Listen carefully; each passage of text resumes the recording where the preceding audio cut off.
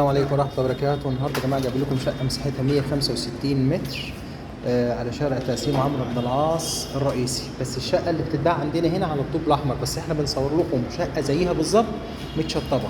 الشقة دي معروضة على مليون جنيه، السعر بتاعها مليون. البرج على الشارع الرئيسي، لكن الشقة بتبص على الشارع الجانبي.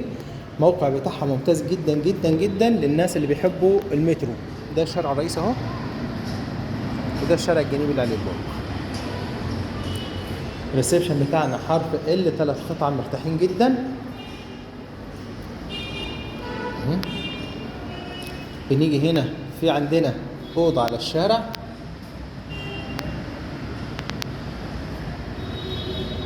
والاوضه الثانيه موجوده ببلكونه برضو على الشارع.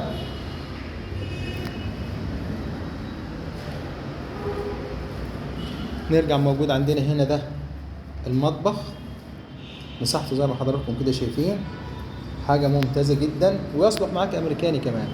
هنا في صالة تاني بين الأوضة والحمام. هنا في أوضة النوم الرئيسية ليها حمام خاص بيه. دي أوضة نوم بحمام خاص بيه، وحمام كمان ممتاز، حمام كبير مش حمام صغير.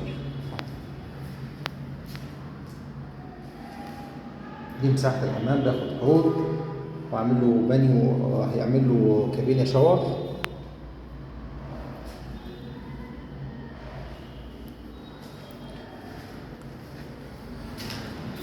نطلع هنا، ده موجود عندي الحمام الرئيسي. المساحة بتاعتهم ممتازة جدا، والتصميم كويس، والسعر ممتاز ممتاز ممتاز. الشقة دي النهاردة بتتباع بمليون جنيه بدل مليون و300، سعرها مليون جنيه كاش ترابيزة. والسلام عليكم ورحمة الله وبركاته.